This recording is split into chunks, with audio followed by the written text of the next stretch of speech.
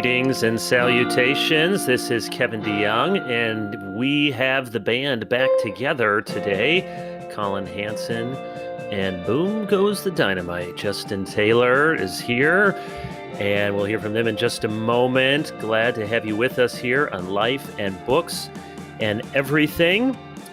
As is typical, we are glad to be sponsored by Crossway.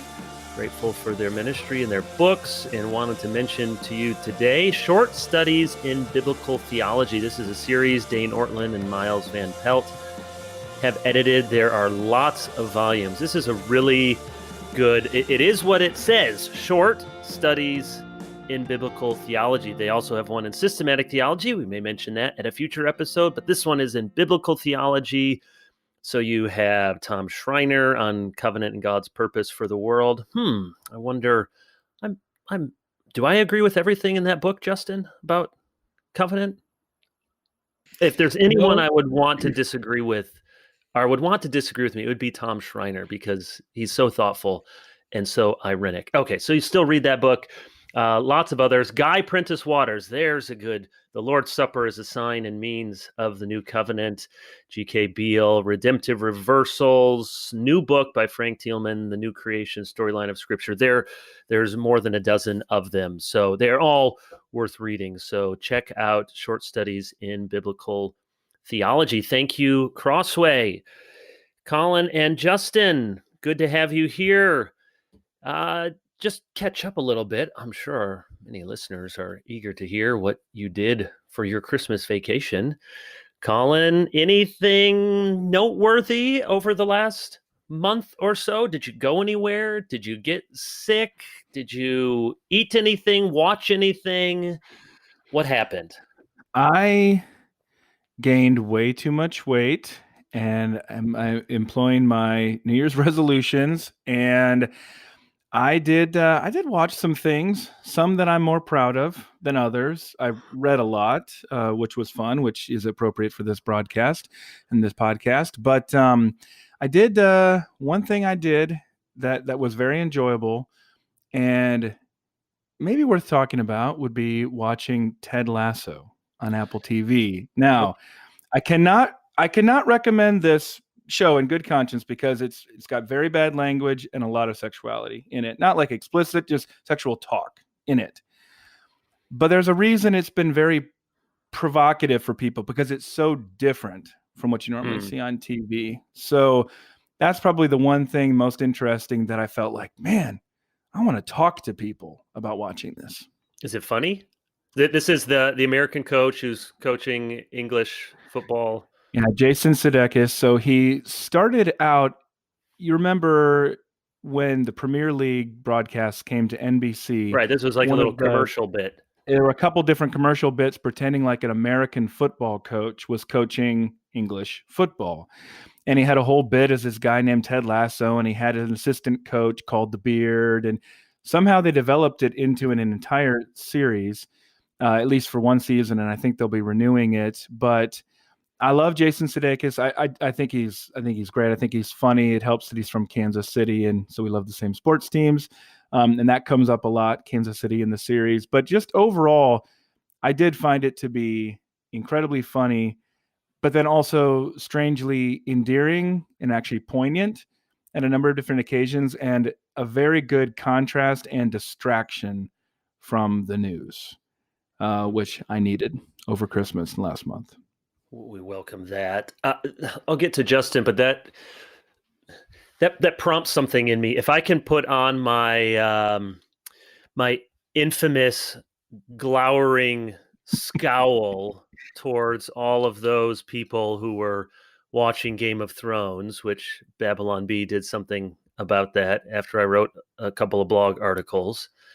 I will go on. I will hear of these things. Now, I've heard of that one, Ted Lasso, and I didn't look at it in depth, but I'll hear of things. This is trending on Netflix, or this is on Prime, or what, and they sound interesting, especially ones that are historically situated. Maybe my wife would watch, or if they're British in some way.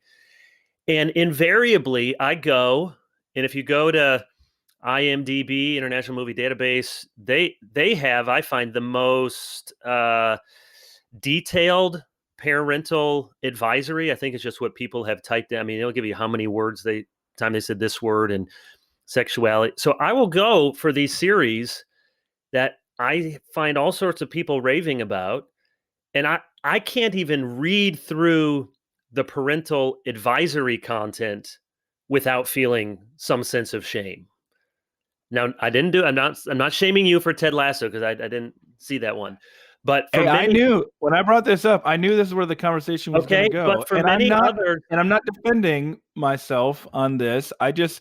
One thing that's interesting with this, and I want you to finish that point. One thing that's interesting about Ted Lasso is that his character shines precisely against the backdrop of the other attitudes and language and speech of the other characters. And so it's a strange dynamic because you can't tell, is this show the most wholesome thing I've right. watched in years, or is it the opposite? It is not the opposite, because it's not nearly as vile as a lot of other things out there. And like I said, it's not graphic. So that's a very big difference on it. But I think with your friendship over the years, Kevin, and becoming a parent, I've become more sensitive in good ways, and my conscience has been restored a little bit from where it had been seared, I think, in some of my younger Even years. The Queen's Gambit, right? And that the chess one, people.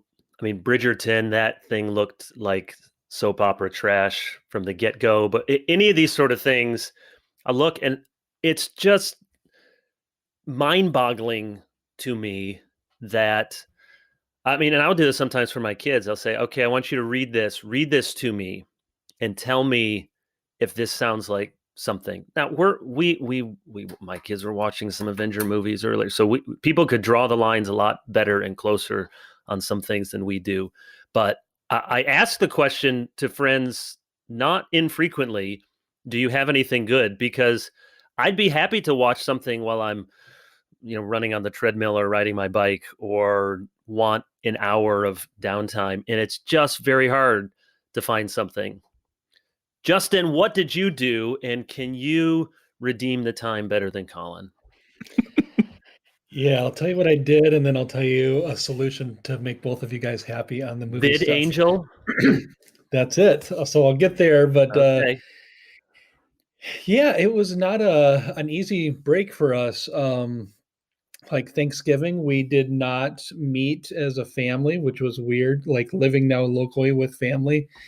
Um, some other family members made that decision. We didn't end up getting together, and by the time Christmas rolled around, I think having foregone family gatherings for Thanksgiving with the vaccine in sight, uh, my wife at one point said, "Do you think we should be meeting for Christmas?" And we all decided to meet. And long story short, over probably 2/3 of the people who gathered got COVID, including myself and my wife and a couple of our kids.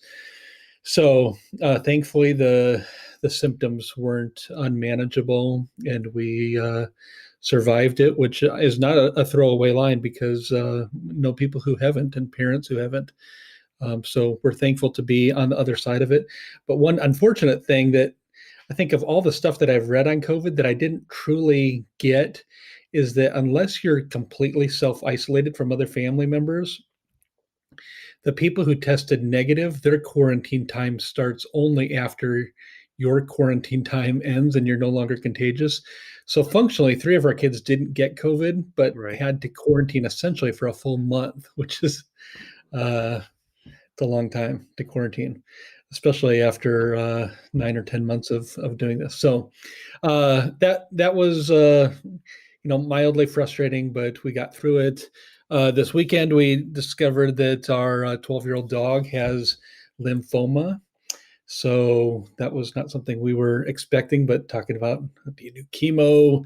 What do you do there? So we're going to put him on something that will probably, Lord willing, give him another month to live. But that's a sad thing, especially when you have kids. And, I think for people who don't own pets, and pets like dogs that you can truly grow attached to for many years, it feels a little bit abstract of why would losing a pet be that difficult, but throw kids into the mix, and it ends up being a large part of your life. So that's a little sadness hanging over the Taylor household right now. But yeah, so go ahead, Kevin. No, did you watch anything? Did you do anything noteworthy? Sorry you were sick. Glad you're better. Yeah, thanks.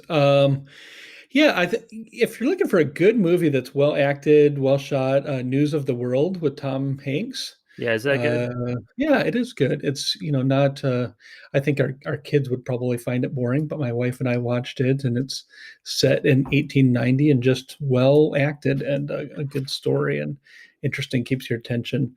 Yeah, I'm surprised that I don't hear of more Christians using VidAngel, which was started by Mormons. And for a monthly fee, it essentially allows you to filter out whatever you want. I mean, very granular, from graphic violence to just regular violence, from normal kissing to passionate kissing, from blasphemy to profanity. I mean, you can pick and choose what you want to see and what you want to hear. So we've been watching Cobra Kai with our kids, and we just VidAngel the whole thing. Anything related to sexuality and profanity and blasphemy is gone, and we keep all the violence in there. But it's kind of a fun bridging of the gap for my wife and I, who are in our mid 40s, and our kids, who the kids watching it range from preteen up to teenager. But to go from kind of Karate Kid world of our youth in the 80s, 90s to today, it's kind of a fun thing to bring everybody together. And my wife and I watched the Queen Gambit on VidAngel, and it was really well shot and well acted. I did not love every part of it, but I think other people were more excited about the storyline than I was. Yeah. Well, we didn't go anywhere. We were originally going to go to Michigan and see my family and friends up there, but COVID canceled that Christmas, so we stayed here. We did. I don't know if I should say this, but we did go to the Great Wolf Lodge for one night with our family, which is indoor water park hotel. And I can tell you that the COVID precautions were somewhat more lax inside the Great Wolf Lodge. Lots of a sea of humanity and tattoos gathered together but I don't think anyone got, or at least we didn't get sick from that. So that was a fun thing to do for the kids, just locally here. And I flew to DC. I've hardly been on a plane since March. It's one of the only 2 or 3 times, and was there. About half of the speakers for the Cross Conference were there, and that was good to just go up. I'd never been to McLean, David Platt's, or the church where David Platt serves. And one of the things it reminded me of, and maybe we'll talk about this, is how infrequently we're seeing people. Now we know that, but I think one of the reasons that largely goes unnoticed and untalked about for divisions in our day, and almost everyone recognizes there's lots of divisions in the church right now. One under the radar reason is people that might normally be seeing each other and having face-to-face conversations haven't seen each other for a year. I'm talking about different leaders and pastors and church folks who would be intermingling at various conferences or symposium events, and we just don't see each other now. So I was really glad to see Max Stiles was there, and Matt Schmucker, and Zane Pratt, and David Platt, and several other people couldn't come, but it was just good to see guys that I would have normally probably seen 2 or 3 times in the past year, but hadn't for some time. So we watched, none of you mentioned Mandalorian, maybe because that ended before Christmas. I didn't see the first season, but my kids did. And then we did watch the second season, and that was a fun thing to do on Friday night, 40-minute episodes. And pretty much everyone in the family had something to enjoy in it. Although there's I think some cringy characters and things in there, but it got better. And I thought the last episode was good. I watch football, so I'm sad. There's there's only 3 more football games, and then we take a long break. So I'm grateful for that. And well, my wife's excited about the Joanna Gaines resurfacing again with a cooking show and Magnolia Network. My wife also found a show on HGTV called Escape to the Chateau. Any of you seen it? So it's a British couple that bought a chateau in France. So it's a reno show, but they're renovating a chateau. And the amazing thing is they bought a 45-room chateau with 7 other buildings and a moat in the countryside of France, and they bought it for $350,000. Wow. And so I've been just sort of watching it in the background, but my wife has enjoyed that. And I will say that this is, maybe our style here. We still have cable. We're so antiquated. And we saw in the Turner Classic Movies the other night, Charade. If you've never seen that movie, Never seen it. I've never even heard of this. It is very good. It's am I right? It's a Hitchcock movie. And it has Cary Grant and Audrey Hepburn, 63 or 64. Very clever, lots of twists and turns. It's kind of a mystery whodunit, but it has lots of actors and actresses who went on to be famous: Walter Matthau, James Coburn. So I tried to have my kids watch it, and they were so bored. I said, just stick with it. It's really interesting. So that's sort of our style. And then even my mother-in-law could come and watch that with us. So I'll have to give VidAngel and try Ted Lasso after that. If I try to have our kids watch anything made like in 2010, they're like, Dad, this is so old. Well, I know. And then after that came on The Man Who Knew Too Much, which is another Hitchcock movie with Doris Day and Jimmy Stewart. And that was made, I think, in 58. So I was born in 77. And I was thinking, this movie seems so old, but it was only made 20 years before I was born. 20 years before some of my kids were born is Finding Nemo. I mean, that's how old we are. So, all right, we'll transition and talk about, there's lots to talk about in our world. I wanted to start, and you guys have seen this. I won't read the whole thing, but maybe it'll be a good entree into a conversation about all that's going on, especially here in the United States. And this is a Facebook post from Abigail Dodds, who I think all of us know in one way or another, and a good writer and thinker, and at Bethlehem Baptist Church, or one of the church sites in Minneapolis. And she had a post on both and she says, just reading some of it, it's possible to believe that widespread stealing, burning, violent rioting all summer was damnable, and that the violent storming of the Capitol was likewise damnable. It's possible to believe there were innocent protesters caught in both. It's possible to believe that COVID is real and especially dangerous for some, and also that the panic the media incited is unhelpful at best and harmful to millions at worst.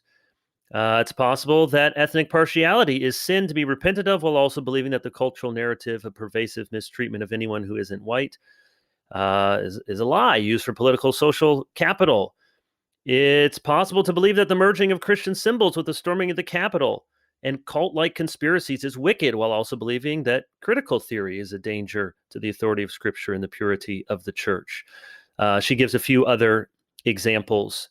So my question for us, and thank you, Abigail, for writing that, and I think all of us, more or less said, yeah, we agree with that, both and. So why is that so hard to do? And not so much asking the particulars of each line or phrase that Abigail wrote, but why is that approach to these issues so difficult? And is that an approach we should be advocating more frequently?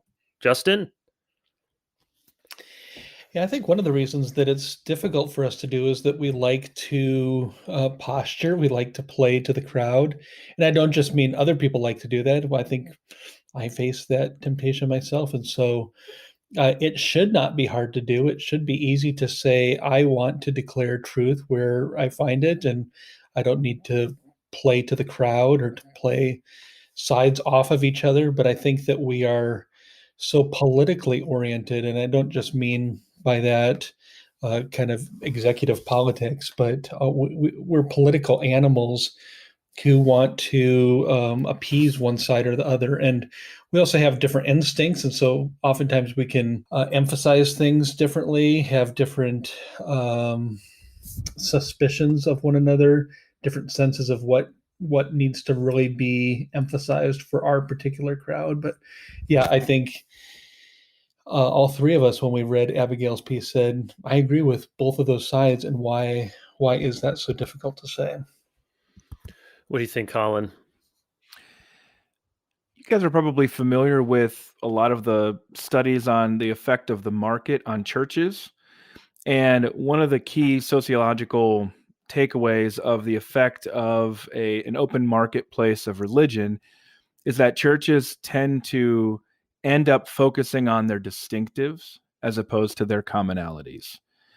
So a new church will come along and they show how they're not like your grandmother's church, or they're different because they have congregational polity, or because they don't have congregational polity, or because they have high church worship, or because they have low church worship, or because they have dynamic preaching, or because they have biblical preaching. You see what I'm saying? The marketplace encourages us to be able to emphasize what makes us different from others. And I think that has some carryover to how that plays out within broader debates within the church, is that we'll tend to emphasize that which divides us, that which distinguishes us, that which sets us apart. And I was, in fact, just thinking about this morning, guys, about how journalism is, including the work that I do for the Gospel Coalition, has a kind of force that continually pulls you away from the both and, or continually pulls you away from the traditional, or the just that which has been said before, because there's a constant pull to want to distinguish and to differentiate and to criticize and social media is just that kind of journalism on steroids. But you guys have much more experience within the academic guild than I do. And the academic guild has a little bit of that temptation as well, because you have to be able to distinguish yourself from that which came before. So there isn't a lot of incentive to simply reiterate what's been said before. You have to always pitch it as something that is different. So I think sometimes the biggest effects on our lives are those which we don't even recognize. And for all of us living in an open marketplace of ideas, I think the both and comes across as not saying anything. It's not adding anything to the discussion, of not creating a level of urgency that leads to action, or at least that demands or compels action, because we're all so primed for that kind of setup. So, but I think one reason why I'm hearing so much from so many pastors now is because I think they're trying to have the both and mentality in an either or world, and it's really pulling them and their churches at the seams. And so I appreciate Abigail just being able to show that it is possible to be able to hold what are appearing to be competing ideas in our heads at the same time, and even to be able to discover a kind of nuance without at the same time falling prey, I know, Kevin, to one of your pet peeves, the constant synthesis, or even being above the fray. Those are two other approaches.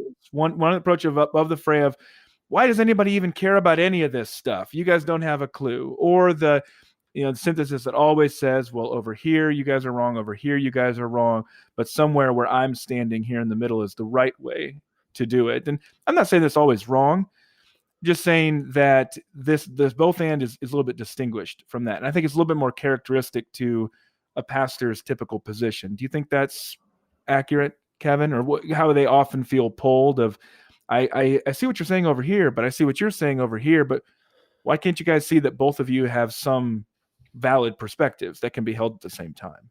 You certainly do have to do that a lot as a pastor, not that other people don't. But I am often finding myself, I'll listen to this, nope, those are true points. And sometimes you don't get to a new breaking ground or wonderful statement of agreement, but simply by acknowledging, you know what, you made 6 points there, and 3 of them I think are right. I'm still over here disagreeing because I have 6 other points that I think are right. But sometimes just to be willing to state, yep, that's a good point. I can see that. Can at least help relationally, rhetorically. But of course, the question is,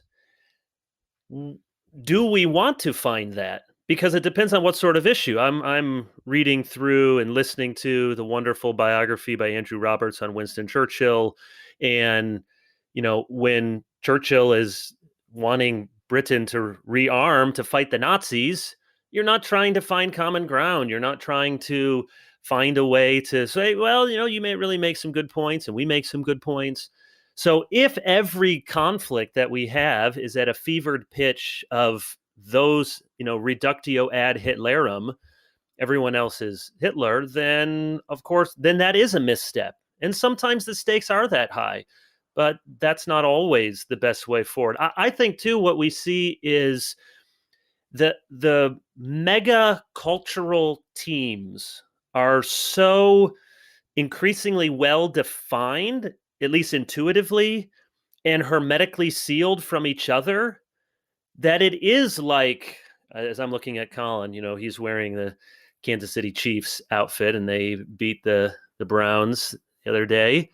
So it is like two teams. And so when the Capitol insurrection happens, I think almost all Americans can say that's a sad day. That shouldn't have happened. That's horrible.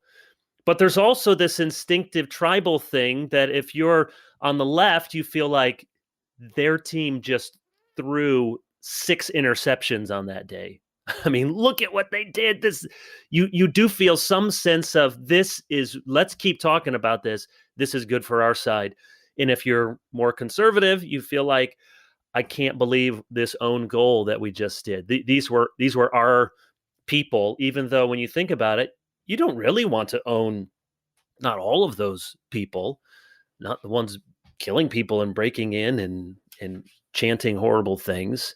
But when the larger cultural issues are so divided in those two things, anytime it's just so predictable, whether it's a mass shooting or it's riot or protest or something, all the sides get divided. And there is very little, at least in the short run, it feels like, to be gained by trying to acknowledge any other legitimate points on the other side. And last thought here, and see what else you guys want to add.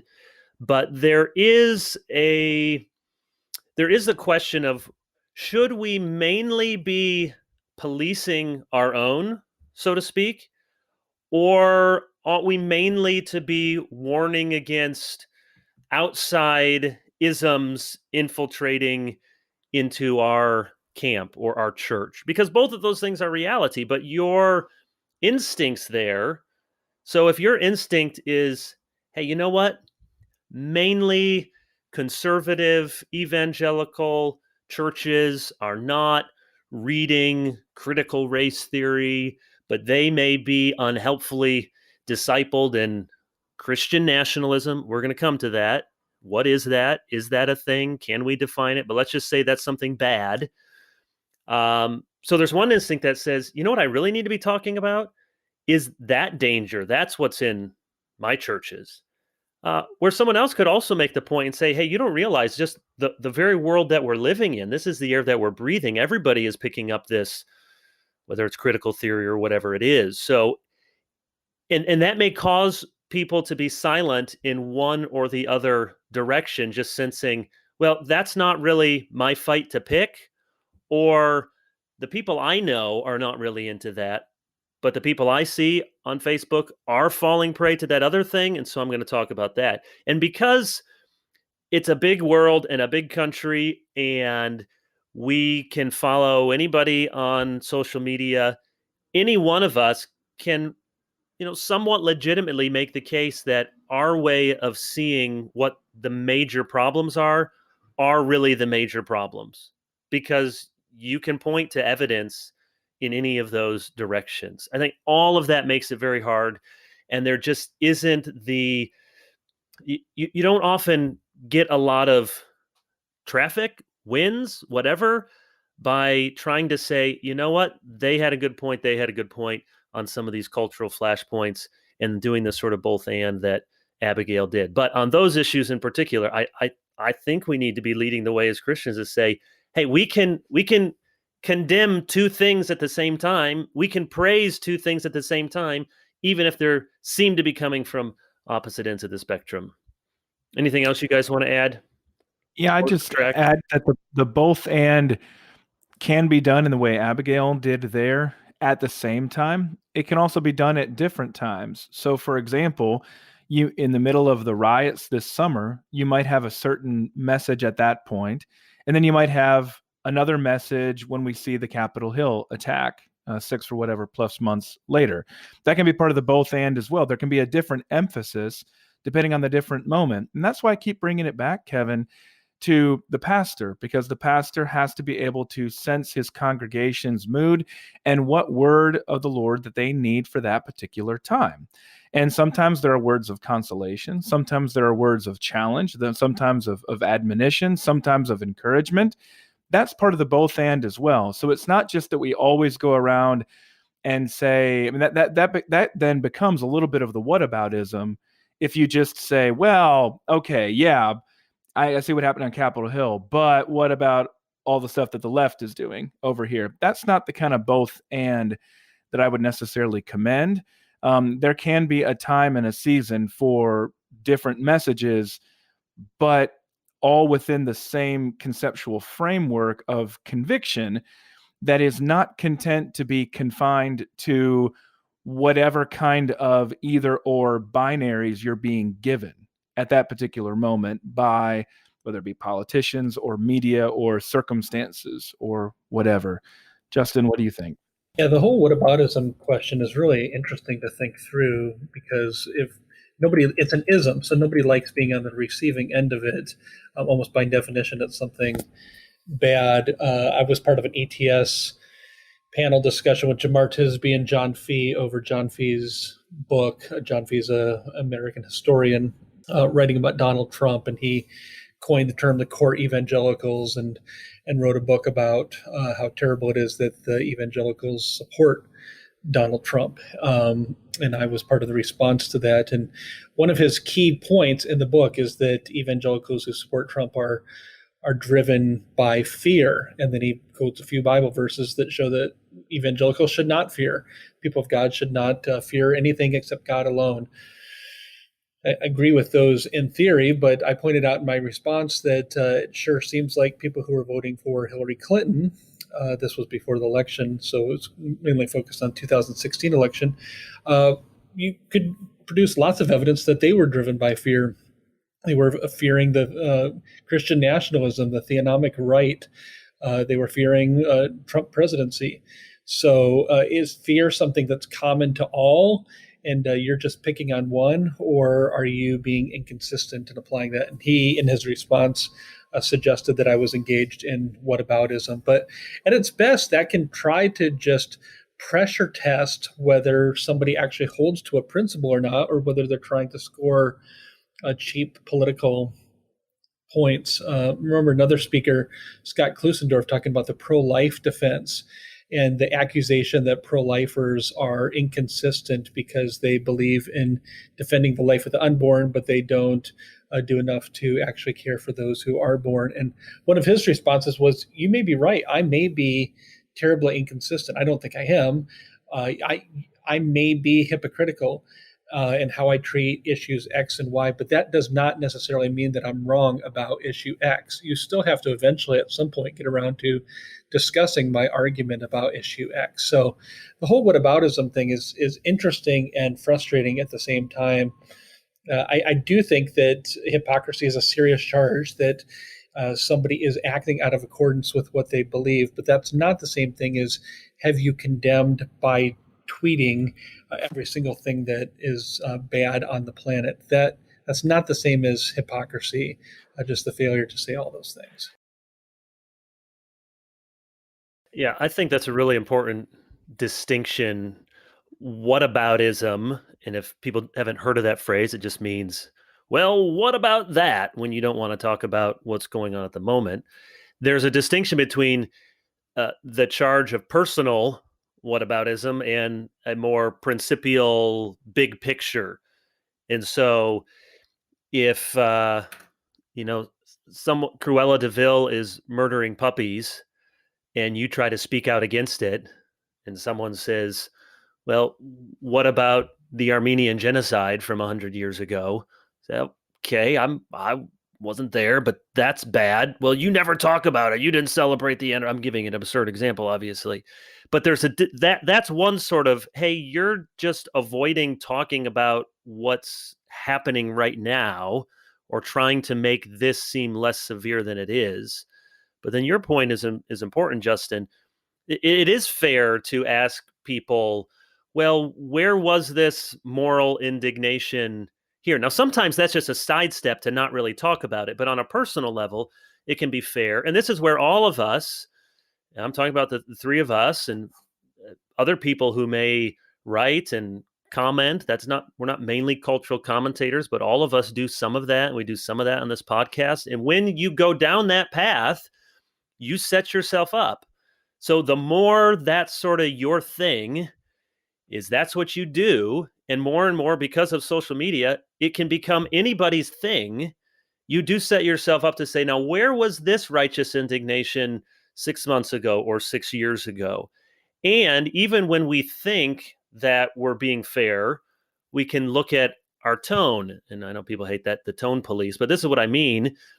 We may have spoken against one thing and we did it in a very scholarly, dispassionate way, and then we speak about something else and it's full on prophetic kind of shame on you.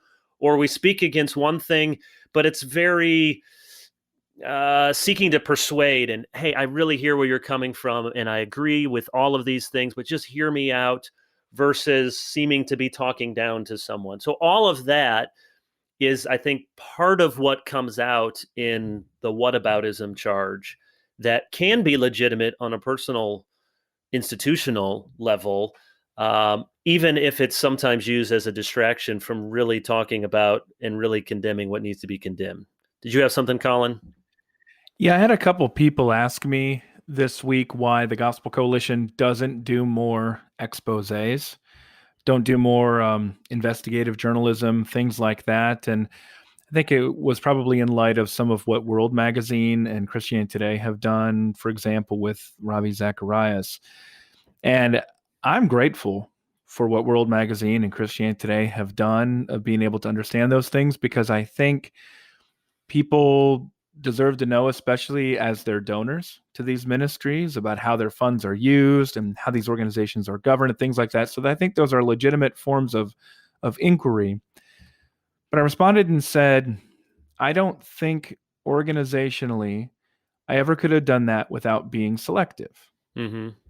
In other words, say something came up with somebody the Gospel Coalition didn't like. Okay, an expose. What if it came up with one of our own people? I'm not saying that somebody would have been, oh, no.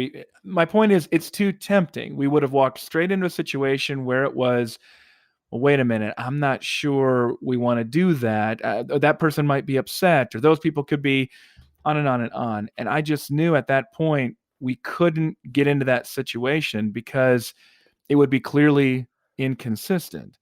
And that's what I'm grateful for what World and Christianity Today have also done sometimes in writing about some of my friends some of our friends, some of the people that we've worked with before, some of the people that we've had difficult breaking of fellowship with. But I just had to learn that was not going to be my particular calling because of where I am. And I have to be mindful of those temptations. So that's, I think, to your point, Kevin, if you're going to be the cultural commentator, you're going to speak the biblical truth about every single thing that's happening. It is extremely tempting to only do that against certain lists of people who are not those people who pay your bills. You're going to be extremely tempted to only say bad things about them and only good things about the people who support you. The more you talk, the more you sort of put out that placard of what you're doing professionally. You walk yourself into that situation. And now, to Justin's point earlier, because of social media, we're kind of all in that situation, and it induces quite a bit of stress and conflict and anxiety, and I don't think it's particularly healthy. Right. Let's use that to segue to this ism. And I'm going to set the clock at about 10 minutes here so we can finish by talking about some books. But Christian nationalism. We know we have someone, a friend of ours, or at least acquaintance of ours, who's writing a big book on Christian nationalism. As of yet, I couldn't point to somebody today, a manifesto on it, or here's the book that argues for it. So on the one hand, it seems to me still pretty ambiguous and nebulous, but that doesn't mean ideas aren't sometimes in that stage. What I want us to talk about, because it's after the Capitol riots, we're hearing a lot about it. Let's go around this triangle a couple of times, and let's start. Okay, if Christian nationalism means this, and let's start with, if it means this, it's not a bad thing. I think people are using it as a bad thing. I think the three of us would say, yeah, it sounds like a bad thing, but just those words together in many people's minds wouldn't have to be. So, Justin, give us an example of, if someone out there thinks of Christian nationalism as X, then that's not what we're concerned about. Yeah, maybe this is too simplistic, but if somebody gets tears in their eyes when they hear the national anthem, they love America, which is where we're recording this in the United States. They have a love of country, and they appreciate the sacrifice that is made. They think that their country is flawed, but still a force for good on the whole, worldwide. So they love their nation, and they want to see it prosper. They don't want to see it divide or turn in on itself. And they also want to see people come to the Lord. They want to see their fellow citizens become Christians and bow the knee to the Lord Jesus Christ. So kind of combine that love of country and desire to see the citizens of the country love Jesus. If that's what Christian nationalism is, pretty hard to find objections to that. That's good. Collin, give us an example of something that wouldn't be problematic.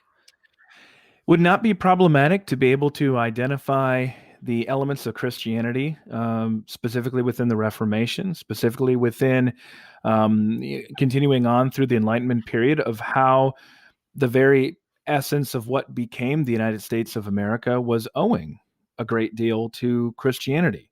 We don't have to say that that was the primary or certainly the exclusive force, or even that all of the founders were explicitly Christian or doing this because they were Christians, but simply to be able to observe the particular elements of Christianity that made the United States of America possible. For example, Kevin, shout out to you, some of that Presbyterian influence on, national, Presbyterian polity's influence on some of the checks and balances and things like that, or even just broader changes that the Reformation had wrought that made things like liberty of conscience more realizable within that context, and specifically through the pilgrimage of some people who were motivated by religious reasons. Now, wouldn't want to attribute that to religious freedom because they didn't necessarily allow religious freedom. But my point is simply, if we recognize some of the particular elements of Christianity and how they shape the United States,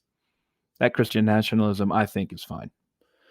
Yeah, and putting those two together, then we could say if Christian nationalism means trying to bring to bear Christian values and principles and be salt and light in our world, recognizing that there's a creator, recognizing whether from the Bible or from natural law, there is a higher authority and law to which human flourishing is made possible when we follow that law, to even have some sense of remembrance of ways in which the country was more discernibly Christian. Now, minority brothers and sisters would say the good old days weren't that good. So we know there were no golden days. But to have a sense that there used to be more of a acceptable public face for Christianity in this country, and we lament that loss.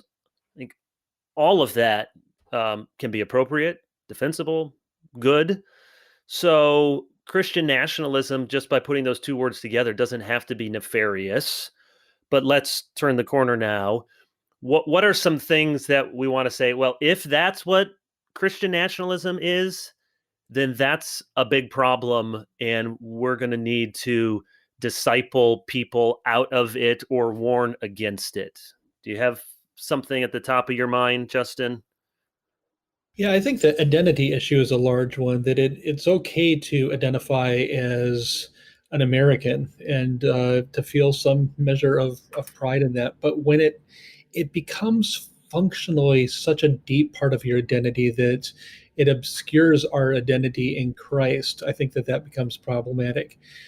Tommy Kidd on our Evangelical History blog wrote a post, and he made the point in critiquing Christian nationalism about the level of affinity that one feels with fellow believers who might not be Americans versus somebody who's an American who is not a believer. Brad Littlejohn wrote a response and critiqued him to some degree, but I think there's something to what Tommy's saying, that there's a naturalness if you're in a foreign country and you're the only American and you spot another American, you share some cultural commonalities, and you both speak English, and you have some shared history, and so there's some affinity even if you don't know each other. But the way in which an unbeliever you feel that with an unbeliever is different than two believers meeting up for the first time. There's a deeper, more embedded, more fundamental to our identity aspect to that relationship that I think should trump any commitment to nationhood. So identity would be one area I think that we want to be really careful about. If we feel more American than we do Christian, if being in America counts more than being in Christ, then I think there's warning signs on the dashboard at the very least that something has gone seriously wrong. Yeah, no, I agree with that. Collin, what would you say? I'm going to stick with the founding and say that there is a way that element of Christian influence on the founding can go very badly. And that would be where we identify the covenant of God with his people in the Old Testament with a covenant that God makes with the people of colonial, or now the United States of America. I think Eric Metaxas is a plenty visible public figure that, as I relate a conversation with him, I think it's appropriate and in keeping. And I've shared the story with you guys before, but it'll probably be new to a number of listeners. I had a conversation in 2015 with Eric, and my understanding with him was very different from what it would be in 2021. And at one point in the conversation, he said that at a restaurant that he'd picked out in New York City, he said, America is the last hope of Christianity. And I just assumed he had misspoken. I thought he meant to say that Christianity was last hope of America. And he said, no, I meant what I said. And in fact, he would go on to write a book about nationalism and Christianity that I think would exemplify the problematic elements. that we're talking about here, and that we've seen flourish in the last number of years and sort of reach a kind of heightened point and disturbing point with the late Trump presidency into the transition or lack thereof into the attacks on the Capitol building. So if you begin to see the United States in covenantal terms, in divine terms, then, as Eric Metaxas said at the Jericho March, at that point, reality doesn't matter because revelation trumps. So let me add to that, and I think you guys would agree with these, and that's helpful, Collin. I'm just jotting down a few words. So more theological, if Christian nationalism is a less sophisticated form of theonomy, I would find that problematic. Theonomy, arguing that the Old Testament laws are giving us a blueprint for what a modern nation state should do, that it's God's law and therefore that should be enshrined. I think when I hear voices on the left, and they've been saying this for 30 years or more, fearing a great theonomic takeover, I do want to say there aren't that many of them around. You could have every Reformed Presbyterian take over, and it's not very many of them comparatively. So I think the threats of that are overblown. But if that's the vision, I have problems with that theologically. More sociologically, and this is getting to what you said about identity, I do fear that Christian nationalism, if that embraces a grievance culture, victimization, that this is about our identity as the aggrieved party, and many of those people would be critical about minorities for doing that, and vice versa. So there's a race sometimes, I mean, like a foot race, to find the highest aggrieved status. And to the degree that Christian nationalism is a form of expressing we're the ones who are put upon, we're the ones who are persecuted, I don't think that's helpful, even if it were demonstrably true. And it's not demonstrably true. We've talked about before, one of the things that you get living in country that's almost 50-50 politically, or maybe 40-40-20, as some people say, or 45-45-10, is that you have vast swaths of people who are convinced that they are one step away from mortal extinction, and that those opposite them pose an existential threat. So everyone can feel like they're losing at the same time. And I think movements on the right or the left that are motivated by those sort of identity politics and grievance.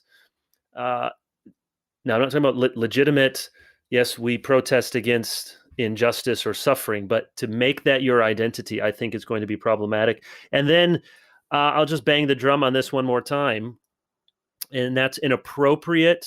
Here's what I think we need. We need an appropriate appraisal and use of the spirituality of the church. Now, that is verboten in some circles because it was used in the 19th century by some to defend slavery, to say, hey, the church is a spiritual institution, we don't need to take a stance on slavery. But Charles Hodge and others said, no, the Bible does speak directly to some issues, but it doesn't speak directly to others. And so when I see that the political sphere and the ecclesiastical sphere seem to be having almost completely overlapping circles, and one is using the symbolism of the other and vice versa, then that's very problematic. I mean, there's almost nothing in the Gospels more frequently misunderstood than the nature of Christ's kingdom, that it is not an earthly political kingdom. It may have earthly and political ramifications to say Jesus is Lord, but it is a heavenly kingdom. It's one that's coming and one that has already come. And constantly they're wanting to make Jesus king by force. The violent try to take the kingdom by force. And Jesus says, no, that's not the sort of kingdom that we're about here. So I do think at root there are often theological issues, and I would encourage any pastors or other Christian leaders out there to try to get at some of these issues theologically rather than just politically, sociologically. So when I hear much consternation about Christian nationalism, and this will wrap up this conversation on this point, I just want to both encourage and caution people. I guess the caution is, let's make sure we know what we're talking about and provide some definition. And then the encouragement is, yeah, there are real dangers out there for those of us who, for lack of a better term, are conservative folks to sense. And we need to be honest that it's not always just the bad guys out there, but sometimes we have real things in our camp, and we need to try to be thoughtful about them. So I hope that there is more that is written on this that has a good historical, philosophical, theological lens, either to agree or disagree with, because that's one of the real benefits of having things in writing. Is it's much easier to do analysis and say what you agree and disagree with, where at present it feels like Christian nationalism is either a very genuine threat that we ought to be concerned about, or it's a slur to just put over anybody who voted a different way or doesn't think exactly as we do. All right, let's end on a cheery note and talk about some books. What books have you been reading in the past week, month, 2 months, over since last time we met? Give some books. And if you have a book, whether you've been reading it or not, but if you have a book either on race, especially MLK, so we're recording this on the MLK holiday, and or abortion, because of course those two things usually fall in the same week, sanctity of life and the Roe v. Wade anniversary. So some books you've been reading in the last month or so, and in addition to that, you have any great recommendations on those two perennial topics? Justin? Yeah, so on maybe to just start with the second one first on abortion. If any listeners are out there, Scott Klusendorf, Mm-hmm. last name starts with a K, Klusendorf. I won't try to spell the whole thing, but his book that Crossway publishes on making a case for life, I think, is the best introduction. Like, if you don't know where to begin, you've never really studied it, you want some tactics to use, want to clarify what you think in your own mind, I think that's the best entry-level book. And then Francis Beckwith's Defending Life is a sophisticated sort of college to graduate level study on abortion that I think is just, it's a sort of writing that just will make you a better thinker, make you more logical, make you more clear, make you more informed. On race, George Yancey's book, I think, is even-handed and thoughtful. He's an African-American evangelical sociologist. Beyond Racial Gridlock. Yep, Beyond Racial Gridlock.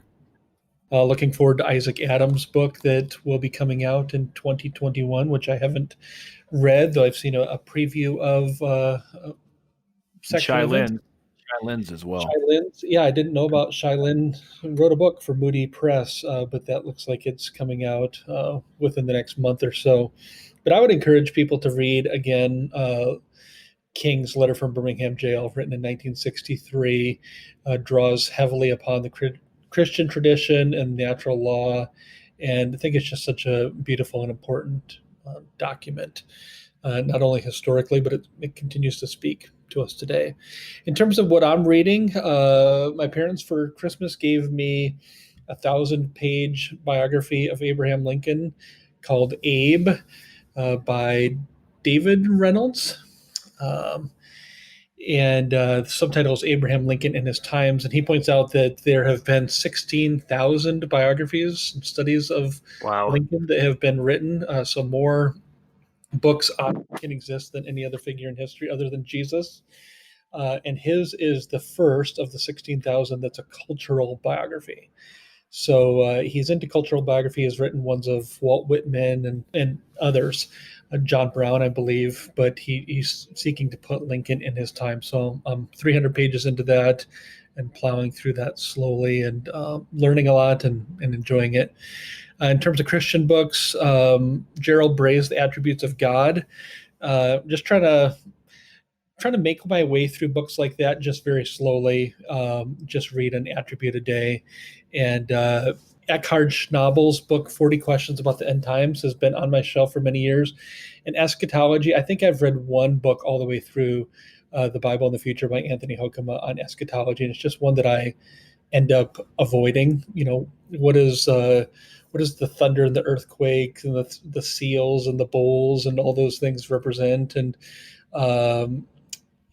that's a topic that's just easy for me to put off. So I really like the 40 Questions series that Crago puts out, because you can read just one section at a time, a few pages, and learn something, and just make my way through it slowly. So there's big books where I'm trying to plow through a larger book, and then there's books where I'm just taking a page or two at a time when I've got a break or sitting in traffic, those sort of things. All right, I'll mention some books. I'll start with a book that I doubt very many people have heard of, but I read it several years ago and found it helpful, by Ismael Hernandez. It's called Not Tragically Colored: Freedom, Personhood, and the Renewal of Black America. And it was published, I think, by Acton out of Grand Rapids. So that it has more of a conservative bent, but I found it to be a helpful, different look at some of the questions that continue to bedevil us here on race. And I also mentioned I just assumed one of you would, the Taylor Branch volumes on MLK, and you can get the one slim single volume, a couple hundred pages on the King years, and that would be just good history to read. On abortion, one I've written on my blog years ago, but I think it's helpful to just think about, I was going to mention Klusendorf, but if you want to just know more about the Roe decision, Clark Forsyth's book, Abuse of Discretion, explores many of the myths surrounding the Roe decision.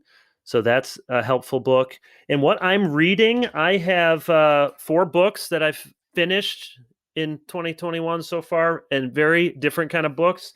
Russell Kirk's Concise Guide to Conservatism. I may write about this on my blog. So if you want just 100 pages on a thinker from the 20th century on conservatism, that's good. The Myth of the Lost Cause by Edward Bonekemper III. So if you want to know, it is the name. Why the South fought the Civil War and why the North won. So this is definitely against the lost cause. I've read some books from the lost cause side of things, but if you want just a clear, it's very laid out in several chapters. Was slavery about to die out? Was slavery the primary cause of secession? Was Robert E. Lee one of the greatest generals in history? I'm not saying that you will agree with everything in here, and I would have to read more history to see if I agreed with everything, but very clearly laid out in an interesting book. I also read the biography of Gerhardus Voss by Danny Olinger. Sorry, Danny, if I mispronounced your last name. I always love to read biographies of some of our Reformed or Presbyterian. Yeah, he's a big listener of LBE. Is he? Podcast. No, I probably not. I don't know. He's an OPC pastor. He might be. I haven't met him.